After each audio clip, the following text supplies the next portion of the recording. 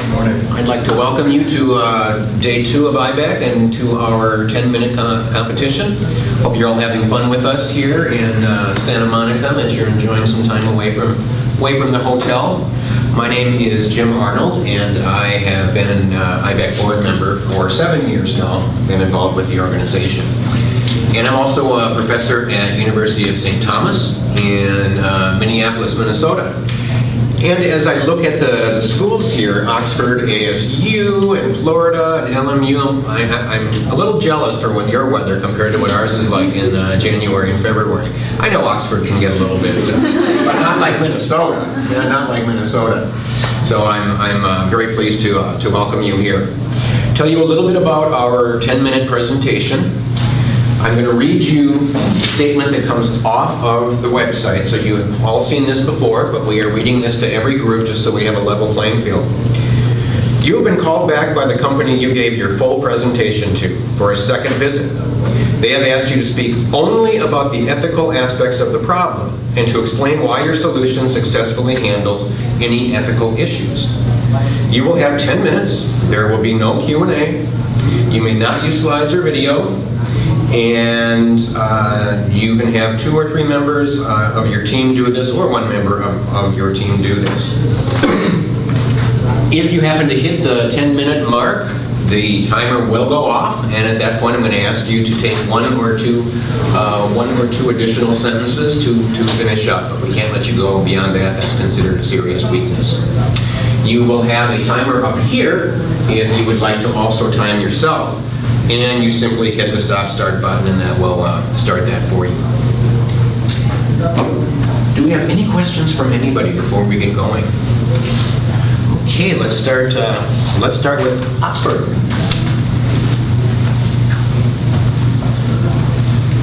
Welcome, and you can start anytime you like.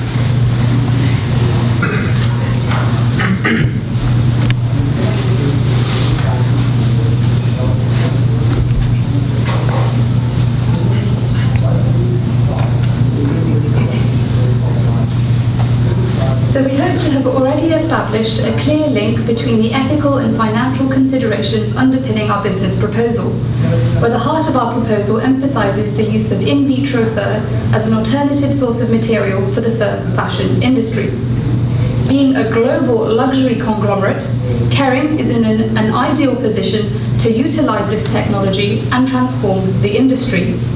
There has been a clear shift in public perception towards fur, emphasized by a recent study which found that only 30% of Americans deemed wearing fur morally acceptable.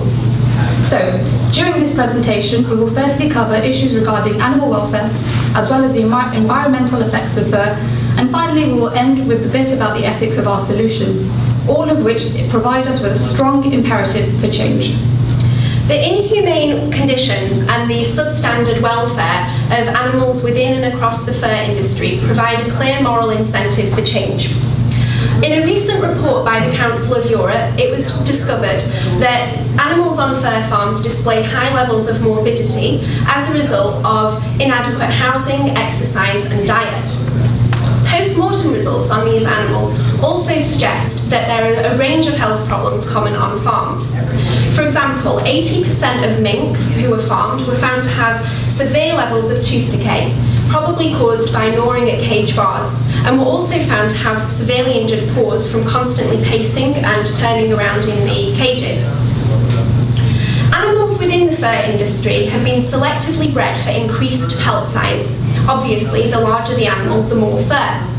However, this has implications for obesity, and a range of health problems follow from that, such as fatty infiltration of the liver, gastric ulcers, eye infections, and increased chances of blood sugar imbalance. The combination of increased animal size and insufficient space for them to move around in has welfare implications. According to the Council of Europe, mink cages should be no smaller than 2.7 feet squared. When we contrast that figure with the amount of space mink roam in the wild, we see a stark difference. So whereas in the wild, mink would roam a territory of 2.5 miles every day, in the captivity, they have much smaller spaces. In fact, the difference is so stark that mink would need to circulate their cage 1,822 times every single day just to cover the amount of distance they would naturally. And whilst I've focused on mink here, the situation is similar for other species proportionate to their size, such as foxes, lynx, bobcats, etc. The stress experienced by these animals manifests itself both physically and psychologically. Unlike other farmed species such as pigs, cows, sheep and horses, which have been domesticated for a period of 5,000 years, fur-bearing animals have only been bred in captivity for 90 years. In consequence, they have been bred for a period 1.8% of the time of that of other domesticated species. And therefore they remain essentially wild, living in a constant state of shock and fear and anxiety every time they encounter humans, which is on a daily basis. In addition to all those factors, we would like to stress that the fur industry currently destroys more than 1 billion animals every single year for the fur industry. Many of these animals have a very short life expectancy, a mere 7 months. And there is so much variation within and across the industry when it comes to regulation.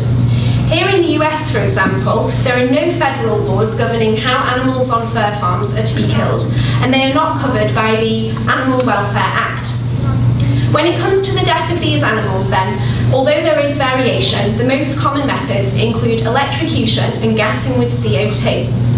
Unfortunately, the levels of CO2 administered are not always sufficient to actually kill the animal, and sometimes they will regain consciousness during the skinning process.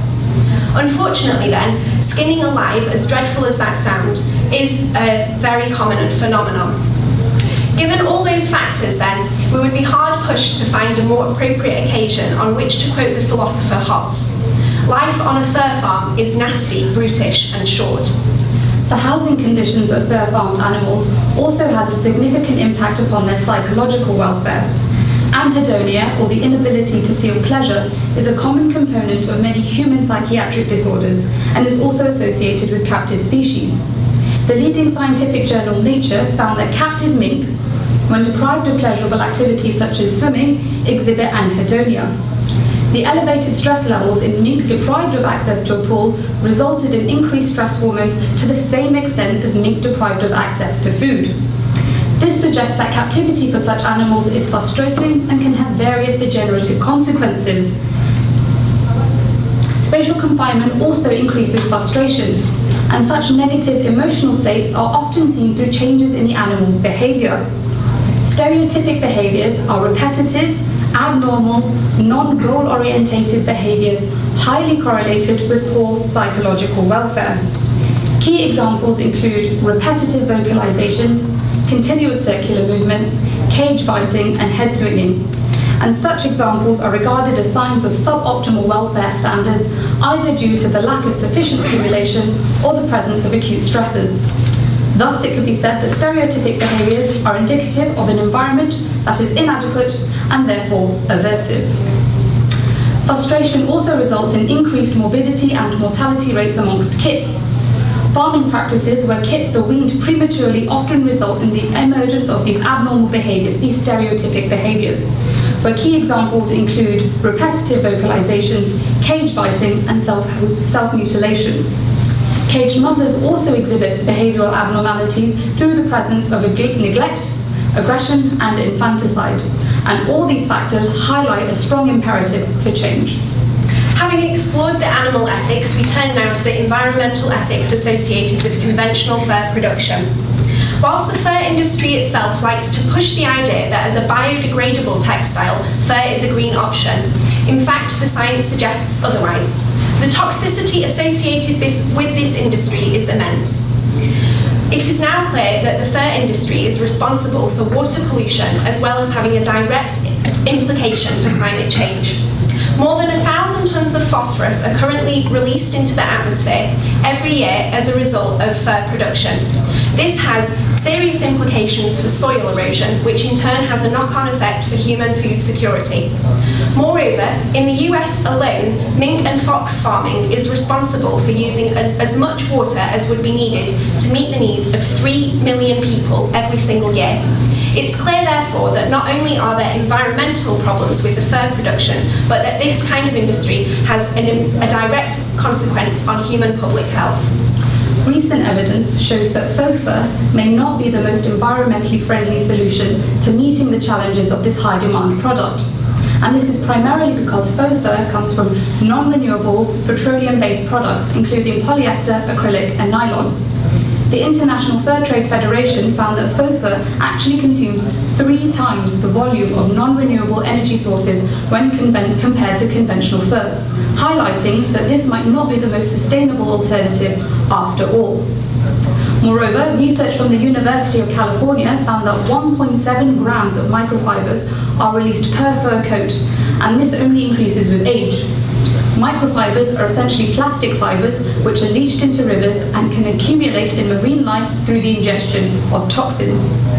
A 2014 study by the European Commission found that acrylic, one of the most common components of faux fur, actually had the worst environmental impact when looking at the 9 most common fibers used across the fashion industry. So these factors, together with the animal ethics issues we have highlighted, emphasize a strong need to identify an alternative. So finally, we come to the solution that we have to this. What we are proposing is the use of stem cell technology so that we can grow fur using bioreactors rather than living, breathing creatures. Whilst many of you here may have heard of stem cells in conjunction with embryonic stem cells, we would like to stress that we are not proposing the use of embryonic stem cells, as multiple ethical issues may be associated with that. Instead, thanks to new scientific innovation, it is now possible to get stem cells from adult creatures. What is required then is a 2mm skin biopsy from an interest of species, with mink being a popular species being the obvious first candidate. It is then possible to get stem cells from those creatures. When we consider that, in contrast, 1 billion animals are currently killed for fur every year, the ethics of our solution is obvious, given that no animal need die in this process. All this indicates that Kering is in an ideal position to utilize this technology and transform the fur industry in align with your 2025 environmental and ethical sustainability goals, so we can prove to our consumers that Kering is indeed caring. Okay.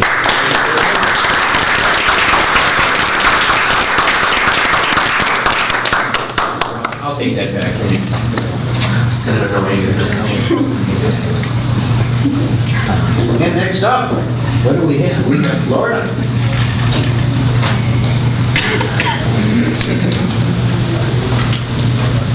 Hang on just a moment for me.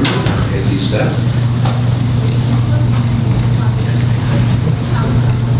Yeah, we don't need the timer for You don't need it, SDC. you're set, I'll just use mine then? Thank you. Okay. 1 second here.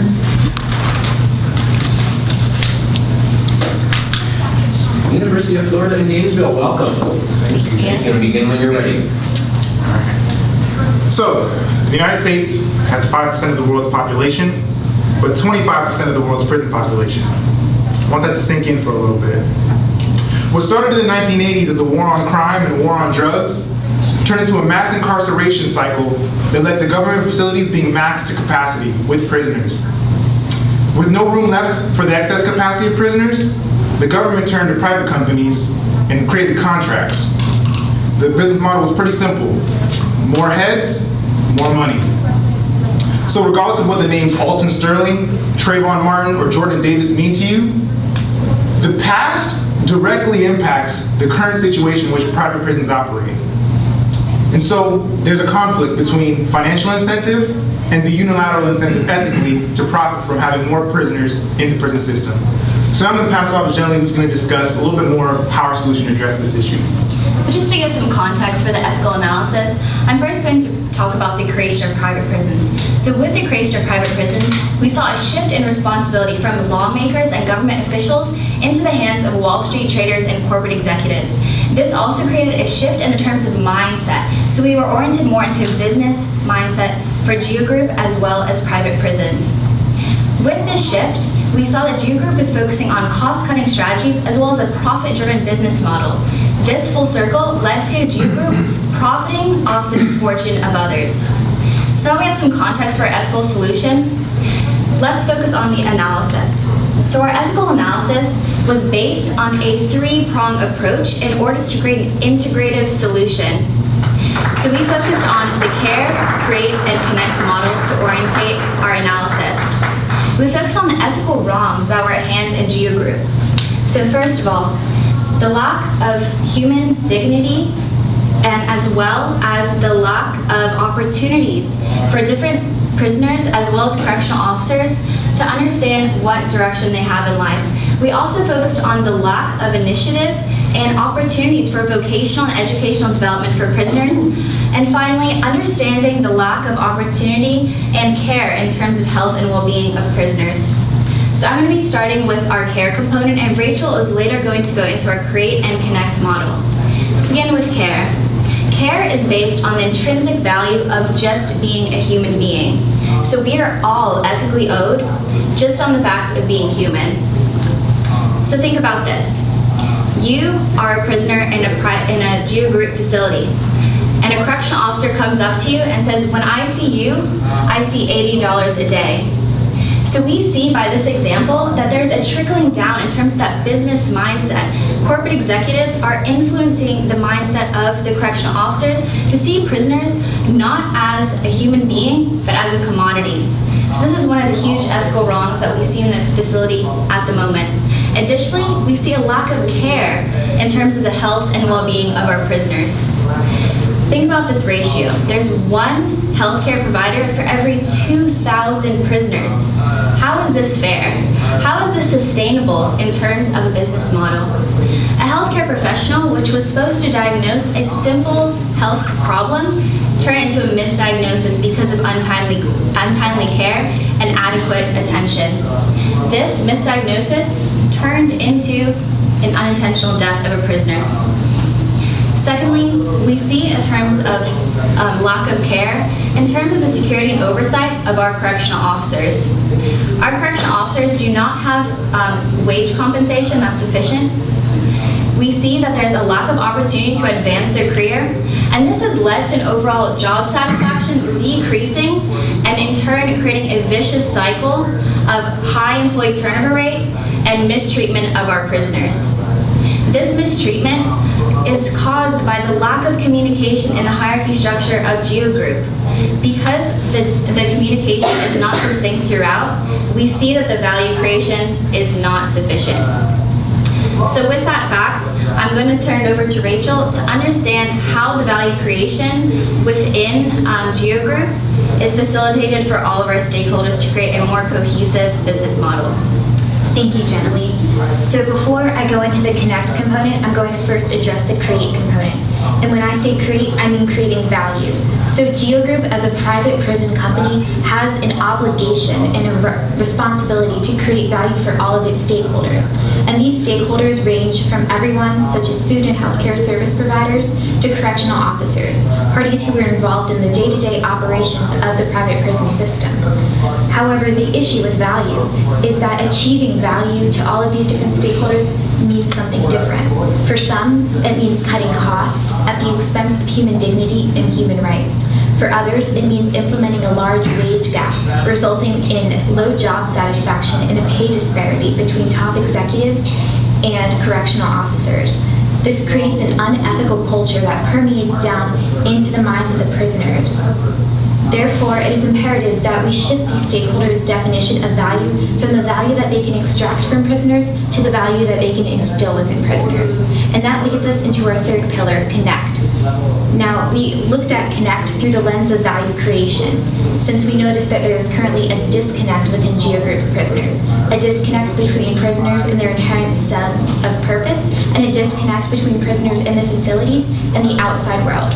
Now, we must first put this in a legal context. Prisoners are not protected under the same laws that company employees are. Therefore, companies who employ prisoners and companies who house prisoners, Geo Group included, are able to take unfair advantage of this vulnerable state.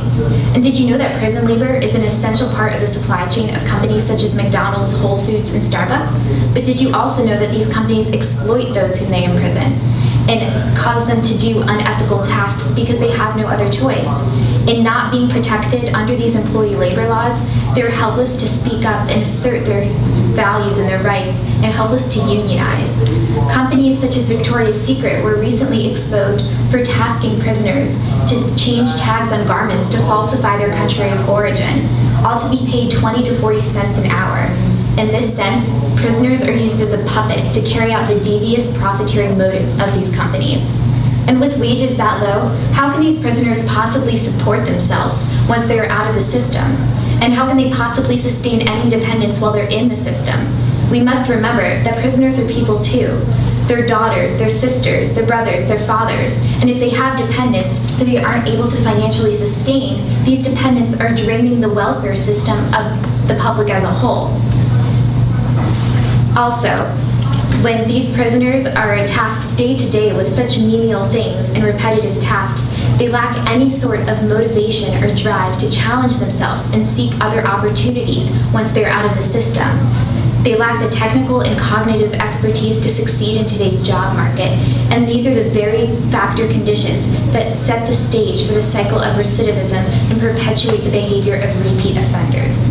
So as you can see, from the lack of care in the current system to the lack of sufficient value creation and the lack of prisoner connection, the prisoners coming from Geo Group's system today are not a direct reflection of the values that Geo Group espouses. And this is exactly what our solution strives to change. So I'll turn it back over to Jordan. Thanks, Rachel. So in closing, looking at the Care, Create, Connect model, it really boils down to this. On the care side, making sure that we're seeing these prisoners as humans and not as commodities, and spending our money appropriately to reflect those values. On the Connect side, making sure that we're maximizing value for all stakeholders and not extracting value from one stakeholder at the expense of another, and connecting prisoners to marketable skills that are actually going to help them once they actually leave prison. So what our proposition suggests is not that we basically create a hotel or a luxury resort system for our prisoners, but rather just setting them up for success to be able to ensure that they're maximizing value once they leave prison and don't come back into the prison system at all.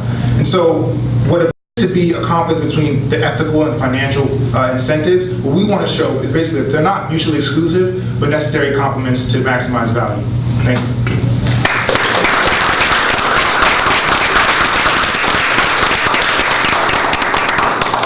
University of Florida. And let's see, next up we have that's right, LMU. Give me just a second. Are you comfortable with the 10 minutes, or do you want time? Oh, you have that? I'm going to use it. Even better.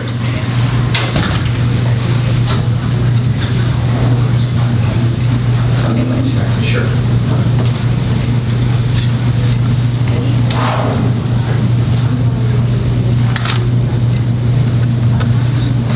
LMU, welcome. Thanks for being here and starting me time. So foremost, we just want to thank you for letting us come and speak to you for a second time. We know this is a very difficult issue, and we really appreciate you considering our advice and our expertise in this manner. So really the question is more of an ethical dilemma than anything. We provided you a financial analysis. It would only cost about $60 million to go with the original proposed course of action, which would be the original pipeline through Bismarck instead of going through the Standing Rock Sioux territory. We have as well gone through with you as well our legal analysis. Your company has complied with all of the regulations and ordinances in North Dakota as well as you have the permission from President Trump through his executive order to complete this pipeline. Really what we want to focus on is more of the ethical issue. And the real ethical issue here is a loss of sovereignty for the Standing Rock Sioux tribe. This is the people that have inhabited this land for generations. Their children have lived there, grandchildren and great-grandchildren will live on this land. And they have a way of life, a culture, and a very unique standard of living that we believe should not be touched or be interrupted by constructing this pipeline through their territory. This to us is an infringement of human rights and is a great would be a great loss to them and create great emotional trauma down the road. As well, we have to think about the physical impact this would have on the environment and the land. Potential oil spill could be devastating. It would not only hurt the Santa Rosa Sioux tribe, but potentially the trickle down from the river, the contamination of the Missouri River would also hurt various states below as well. But in the gist of this, we really have to consider as well the overarching picture, which is the greater good. This pipeline will serve will be a tremendous asset to not only the North Dakota people, but as well the United States. Oil from this pipeline will be able to help consumers as well as help businesses. And in coming to our conclusion, which was sticking with the original pipeline and the original course of action that ETP had proposed previous to the injunction filed by the North Dakota inhabitants, we believe this would mitigate both the harm that could potentially come in infringing upon Native American rights and the Santa Rosa Sioux tribe, as well as still provide energy and jobs for those people in North Dakota, as well as provide oil to those companies in East, Gulf Coast, and the greater United States. And to dive a little bit more into how this relates to your corporate values as well as personal values, I'm going to pass along to Brian, who will go more in depth as to why our proposed course of action really aligns with your kind of corporate mission and your personal values. Thank you, Peter. As the plans for the pipeline currently stand, they go through unceded territory. The United States has the right to use this territory for farmland, economics, anything that the U.S. plans.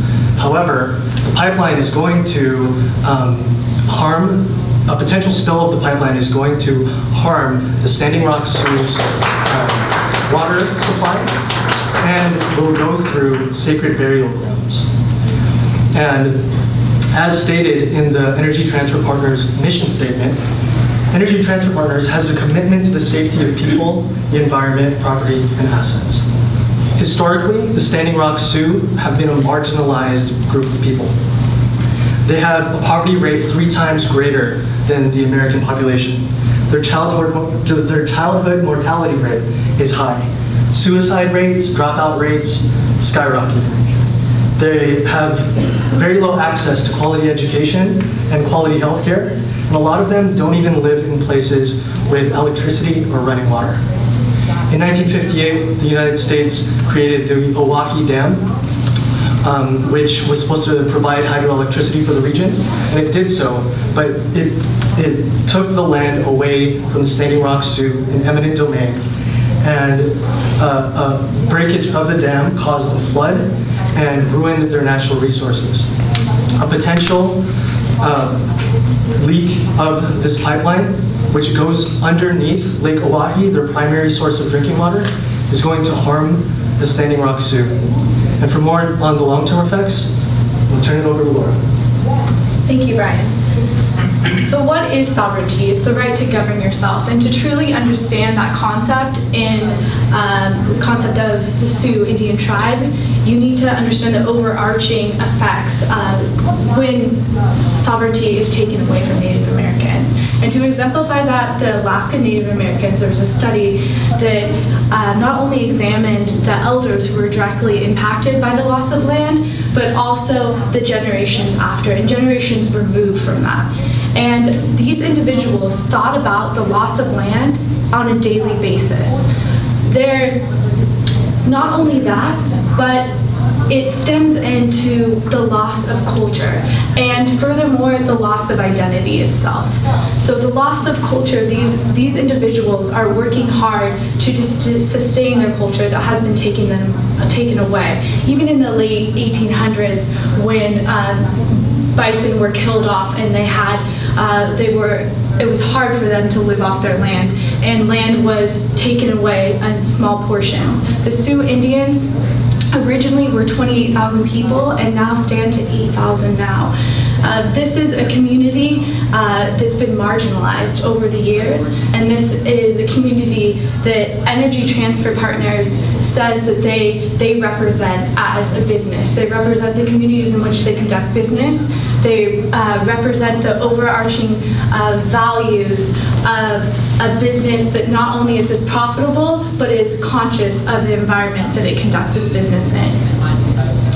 So with that, I urge you to contemplate these long-term effects and not only fixate on the short-term gain, but the long-term objectives of the company itself, and think about the impacts of this land and what it will do for this marginalized group.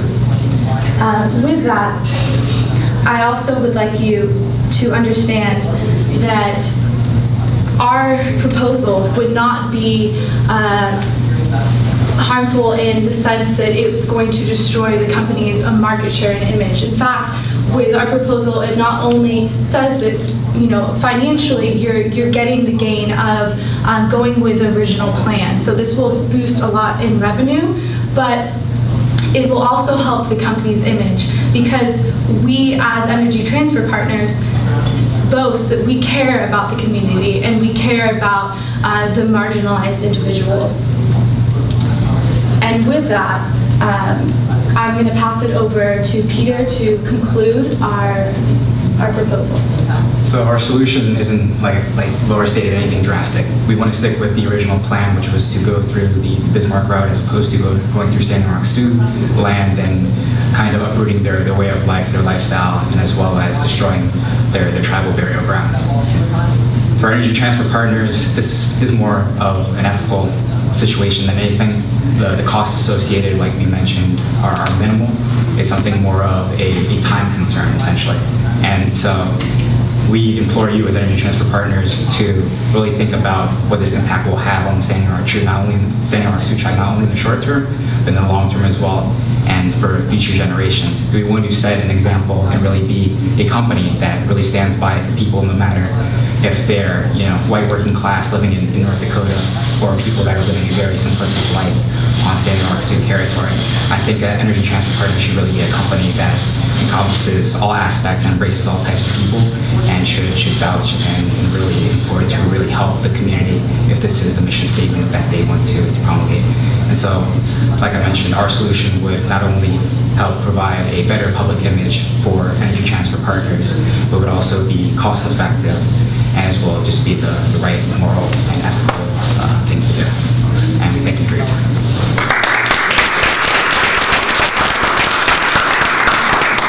Okay, thank you very much. Last up, we have ASU.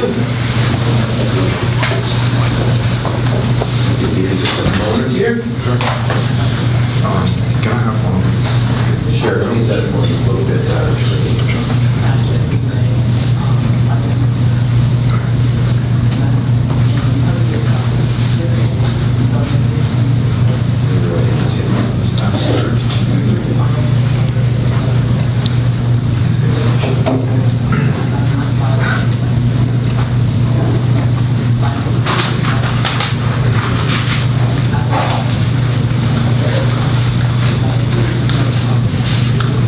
Arizona State, welcome, and please start on the line.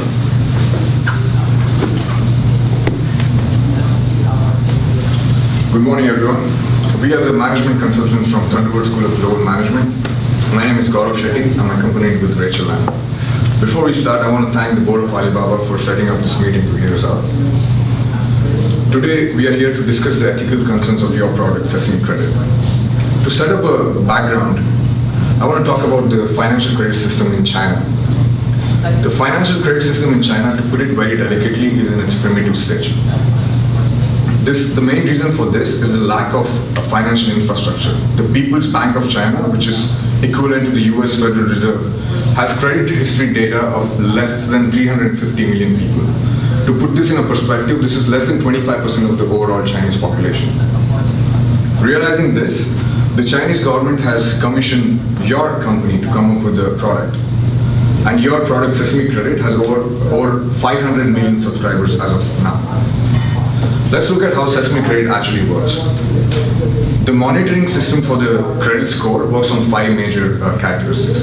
First, your ability to pay off the debt, your credit history, your personal identification information, the social behavior monitoring, and your buying pattern behavior monitoring. These are the 5 aspects that you as a company has disclosed to the public and the media.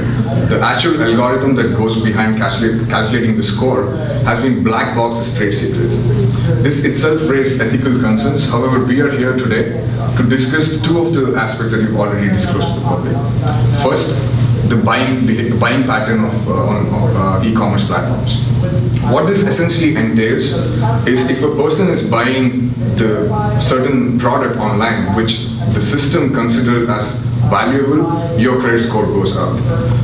Meaning, for example, if an individual is buying a work shoe that is manufactured in China or an electronic goods that is manufactured in China, the individual's credit score goes up.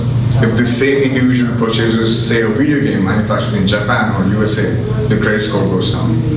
By the way, these scores have real-life implications. It's not just the access to capital. The individual's probability of getting a job, getting a visa, getting better social services, the list goes on. This system basically entails incentivizing buying patterns instead of evaluating the creditworthiness of an individual. This is not just unethical, it's not even a credible process to determine the credit score of an individual. Let's move on to the social network aspect. Sesame Credit dreads data from various social contents that you put out on other social media platforms. If you're putting up a social content that criticizes the Chinese government, your credit score gets affected. Let's just assume there is an individual who's an ideal Chinese citizen who backs the government's policies 100%. However, he has friends on the social media who raise their concerns about certain issues that the Communist Party is doing. That particular individual's credit score goes down. What eventually is going to happen is the people who raise their voices on the policies that the Chinese government is putting out is slowly being socially isolated and blocked from mingling with other individuals with better credit scores. Now to talk more about the ethical frameworks, I invite Rachel to take over. So in order to examine the ethical aspect of the situation, we have to examine the initial tensions surrounding social credit as a whole. In Suining County, just north of Shanghai, there was a public pilot run by the government, and this led to protests, riots, and ultimately ended in failure because of the ill-defined concepts of stability that people's scores were determined based upon. These things included protesting, this included illegally petitioning the government for help, and people were upset and felt that this system was unfair to them. And not only were the people upset by this, state-owned news sources also criticized this system. And in the light of this controversy, your company also revised some of the determinants that went into determining the score of citizens using Sesame Credit itself. So clearly, even the Chinese citizens feel that there are ethical concerns with this kind of a system. Now, from a rights ethical framework perspective, citizens' data is totally out on display for all of the public to see because there is a complete lack of privacy policy in China. And so this means that their personal information and all their data is available for use from everyone from third parties to identity thieves and hackers. So what's the difference between that and stripping someone naked and dumping them out on the street? This upholds no human dignity. And now, in addition to this, there's a complete lack of transparency around this system. So people are signing up to share information and they have no idea what they're signing up to share. None of the Chinese citizens that we interviewed had any idea that there was even a social aspect to Sesame Credit to begin with. And so this kind of confusion and lack of transparency in this kind of a system, in extreme cases, may lead to death by stress or even suicide due to a lack of regulations and protections for the citizens, and due to the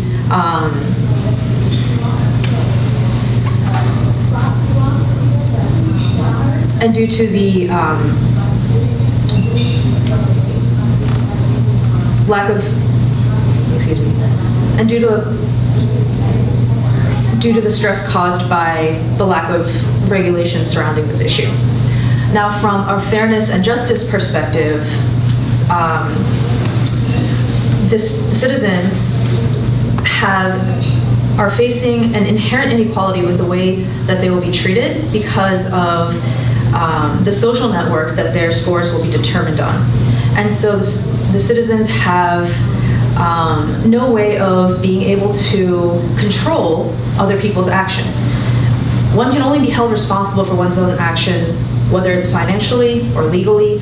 You can only buy the things that you pay for. You can only go to jail for your actions. So how is it fair for a credit score to be determined based on other people's actions? Take the case of Facebook, for example. Facebook was about to roll out a system that was very similar to yours, and they filed for a patent in August of 2015, and they were met with significant consumer pushback and litigations surrounding the issues with privacy in allowing third-party lenders to use citizens' information. And they also had issues with the reliability of the data that people's scores would be based on. And so in providing unreliable data to determining credit risk, the FTC, the Federal Trade Commission, was going to impose further regulations upon Facebook, and so Facebook ended up pulling the plug on its system. Now, the people have spoken, and they feel that the Chinese citizens feel that there are ethical concerns with this system, which calls for a reevaluation of their product. So our team recommends 3 things. First, due to the complete lack of privacy, we recommend that your system impose data security measures and strictly enforce them. Second, we encourage you to educate your consumers about how your system works to increase the transparency of your system, and we encourage you to promote more positive B2C relations, and this will eventually have a positive impact on your bottom line. And third, we propose that you take out the social network aspects of your product such that people are only held responsible for their own actions. Thank you for your time and consideration, and we hope you take our recommendations to heart.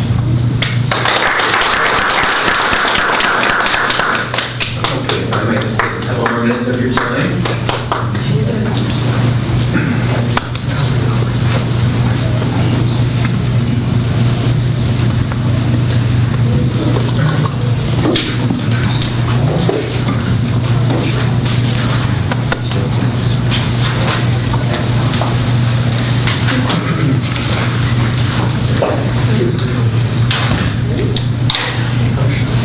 Thank you.